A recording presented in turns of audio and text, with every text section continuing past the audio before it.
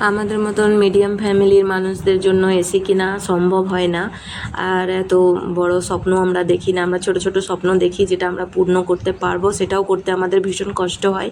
তো যাই হোক, এখনকার মানে যা গরম পড়েছে, তো আমাদের উপরে যেহেতু মানে ঘরটা তোমরা দেখেইছো কত গরম লাগে ঘরটার মধ্যে, তো আমরা খুব কষ্ট মষ্ট করে একটা কুলার নিয়েছিলাম। তো কুলারটা আমরা পরিষ্কার করতে মোটেও জানি না, কেন কি এটা আমাদের ফার্স্ট কেনা ঘরের মধ্যে কুলার, তো আমরা জানি না। তো নিজেরা আইডিয়া লাগালাম যে এইভাবে করতে হয়।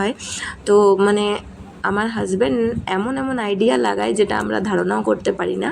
এত ভালো আইডিয়া লাগালো কুলারটা পরিষ্কার করার জন্য যে বেশি সময়ই লাগলো না। আমি বললাম অনেক সময় লেগে যাবে, দূর বাবা পরিষ্কার করতে হবে। তো দেখো এখন খুলে নিল কুলারটাকে, একটু খুলতে অসুবিধা হচ্ছিল, তো খুলে নিয়েছে। আর এখানে যে দুটো জলটা যে ইয়ে করে মানে উপর নিচ করে যে পাইপটা থাকে মোটরে লাগানো, ওই পাইপটাকে খুলে আর বালতির মধ্যে লাগিয়ে দিল। তো বালতির মধ্যে লাগিয়ে আর কুলারটাকে চালিয়ে দিল। কুলারটা চালিয়ে দিয়াতে কী হলো, পুরো জলটাকে ও বাইরে ফেলে দিল। তো আমি বললাম দেখো গো, ওটা খারাপ হয়ে যাবে, ওই রকম করে কিছু হবে না। বলছে তুমি আমাকে এটার ব্যাপারে শেখাও না, তো আমি এইসবই আমার কাজেই, তো প্লাম্বার মিস্ত্রি, তো ওই জন্য ওর খুব আইডিয়া আছে এইসব সম্বন্ধে। তো কী সুন্দর জলটা সব বার করে দিল, আর আমি মানে দেখতেই রয়ে গেলাম, বা এরকমও তো হয়, আমি জানতাম না। তো এটাই ভাবলাম তোমাদের সঙ্গে শেয়ার করি, তোমরাও জেনে রাখো। তোমাদের যদি কোনো অসুবিধা হয় কুলার পরিষ্কার করতে, সত্যি যেমন হাওয়া খেতে ভালো লাগে তেমনি পরিষ্কার করতে ভীষণ বিরক্ত লাগে। তো দেখো কত সুন্দর জলগুলোকে পুরো বার করে দিল। আর একটুখানি যখন বাকি ছিল, মানে মোটর বেশি ইয়ে করলে মোটরটা পুড়ে যাওয়ার ভয় আছে, তো অল্প জল ছেড়ে দেওয়া হয়েছিল। তো এখন আমরা মগে করে ও পরিষ্কার করছে।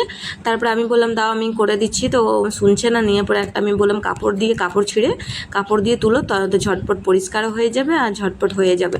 তো কী সুন্দর করে দেখো ও মানে পরিষ্কার করে দিল, জলটা বেশি বার করতে হলো না। আর এক বালতি মতন জল বেরিয়েছে। মানে এটা হচ্ছে 55 লিটারের কুলারটা, মানে 55 লিটার জল নেয় এটাতে। তো আমরা মানে পুরো ফুল করি না, মানে ফুলের একটু কম রাখি জলটা। ঠান্ডা জল মানে ফ্রিজে ওই 6-7 বোতল জল রেখে দিই একদম চিল্ড করে জলটাকে, আর কিছুটা এমনি নর্মাল জল দিয়ে যে যখন রাত্রে শুতে যায় তখন ঢেলে দিই।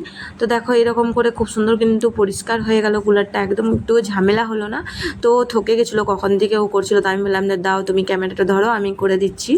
তো দেখো কী সুন্দর করে নিচ্ছি। তো তোমাদের এই কুলার পরিষ্কার করার নতুন আইডিয়াটা কেমন লাগলো, ভালো লাগলে অবশ্যই একটা কমেন্ট করে জানাবে।